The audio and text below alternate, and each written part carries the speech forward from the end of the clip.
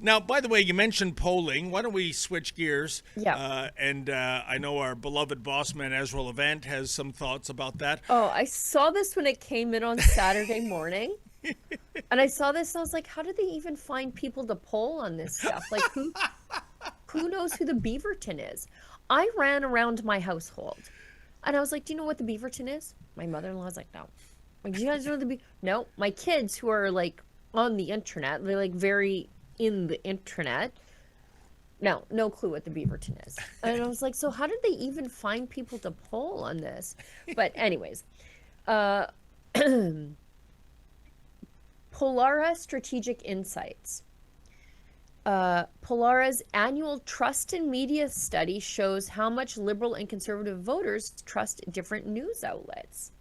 And then if you drill down, they said, I forget what it is. It was that the Beaverton was more trusted than Rebel Media. Well, we haven't been a Rebel Media in 5-6 years, maybe. So Ezra was That's like, a good point.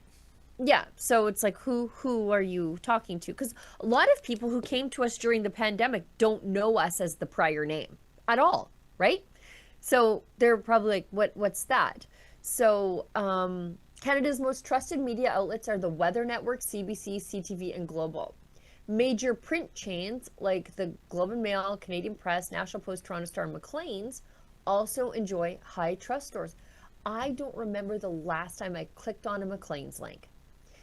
Only media outlets tested with negative trust scores are the Beaverton, Rebel Media, and Fox News. And then if you go up, sorry, no, don't go too far. Just, I want to read that top paragraph there. TV coverage was the most common source of news in the recent federal election. 52% got their news there. 73% of boomers or older are getting their election news from TV. Well, that explains something.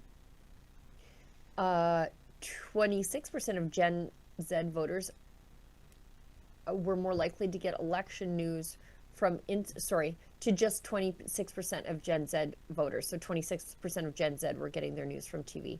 Gen Z voters were more likely to get election news from Instagram, 31%. Do you guys see the lie there? You guys see the lie? You can't get news on Instagram. Oh, I missed that. You can't get news on Instagram. That should have been your first clue that this was baloney. And that's me being kind. That this whole, so Ezra was like, I must drill down. Let's go through Ezra's thread because this was like celebrated all around left-wing internet. So Ezra goes, a polling firm called Pollara just published what they call a study about trust in media, but I think it's unintentionally about trust in liberal-run pollsters.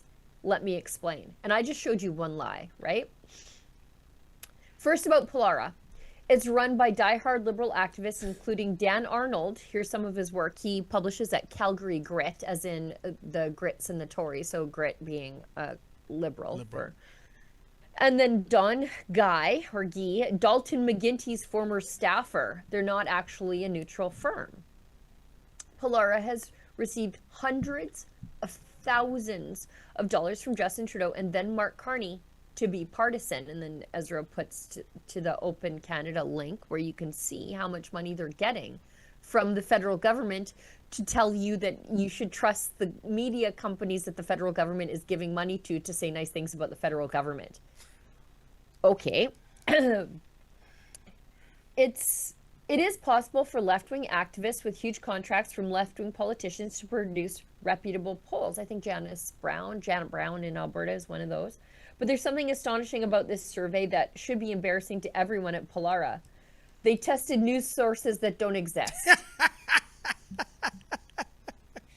They asked Canadians how often they read 24 hours. So it was a print magazine or print, like I don't want to say newspaper, but it was like almost like a pamphlet because it was so small. And Metro. Hundreds of Canadians told Pollara that they read those two, Metro and 24 Hours. Trouble is, Both of those news outlets shut down years ago. Pollara lied to survey takers who lied right back to them. It's so funny. How can anyone who claims to be politically literate with a finger on the pulse of the national conversation not know that they shut down years ago? Here's the obituary for Metro, and here it is for 24 hours. There are other things that don't pass the sniff test. Is it really true that Liberals and NDP voters love the National Post? Even more than Conservatives do? Like, really? I don't think so. Does anyone believe that Bloc Québécois separatists say the New York Times is their #1 print source? Facebook was one of the news outlets. This is the lie that I caught right away. Right. Facebook is one of the news outlets that Pollara tested. But as savvy Bloc Québécois readers of the New York Times would know, Ezra's so funny. Facebook didn't publish any election news. It blocked all Canadian news sources. Why would Pollara lie like that? I know why, Ezra. It's the money, dollar bills, y'all. I'm not sure this is just sloppiness, laziness, or delegating to an intern or what, but it is the sloppiest poll I've ever seen. I think it's a bit of a tip-off that these pollsters are trying to dunk on us. True. You don't often see that from legitimate professionals. Yeah. They say, hey, Beaverton, you're more trusted than Fox News and Rebel. And they made sure not to tag us because they knew we would immediately see the problem with their poll, right? So they tagged the Beaverton, who are stupid and wouldn't drill down, and they celebrated. But actual journalists over here at Rebel News were like, there's something real wrong here, and you should be skeptical. Pollara's Liberal boss has been hired at Carleton University's Clayton Riddell Master of Political Management program to teach his liberal ways. These guys all look the same. That guy looks like the poutine eater from CBC, right? What's his face? The guy who hates Ezra. To teach his liberal ways. One of the worst things Preston Manning did was convince Clay to give Ottawa Liberals $15 million. Imagine what that $15 million could have done if it had been carefully invested in promoting Western values or respect for Alberta's oil patch. Instead, that money has been vacuumed up by Ottawa insiders who hate everything Riddell stood for. By the way, I don't care if people call us Rebel Media, but it's a giveaway that they haven't watched us since 2019 when we changed our name to Rebel News. Exactly. Yeah. I'm genuinely interested in what Canadians think of us, but this Pollara poll is not legitimate. In 2023, we hired Leger, a mainstream reputable pollster, to see what Canadians really thought of us, if they thought of us at all. Here are the results at rebelpoll.ca. I found them very encouraging. But what Pollara did today isn't a poll. It's a sloppy pack of lies, subsidized by taxpayers. They should delete it and apologize. I'd say they should redo the poll, but frankly, I don't think anyone should take their work seriously ever again, other than as propaganda. Well said.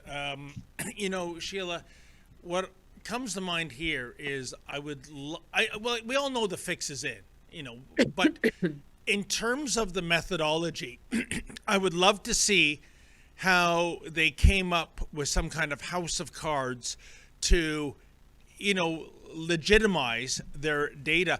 And I think it goes back to 1990. It was a fantastic book I read called Tainted Truth by Cynthia Crossan, who was then a Wall Street Journal editor and reporter. And it was essentially that even with a scientific study, that if you turn the dial 1,000th of a degree, you can dramatically change the outcome of that study.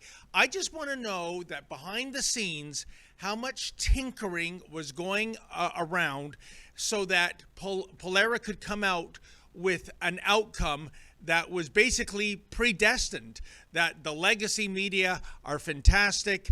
And look at number one, too, the Weather Network. How much news do you get at the Weather Network, Sheila? You know what? Today's hot and humid. Well, yeah, that's not fake news. Yeah, I just have to go outside. I opened a window and fact-checked them.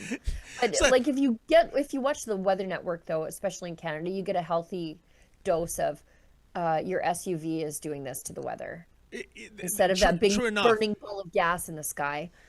But Sheila, who in the right mind goes to the Weather Network for news? I mean, maybe you go for the weather, but I don't even know if you can call a weather report news unless there's some natural disaster happening. And then, of course, second place, CBC News. Give me a break. So that's what I'm trying to say. In the spirit of tainted truth, what was the methodology used to come up with these harebrained figures? I ain't buying it.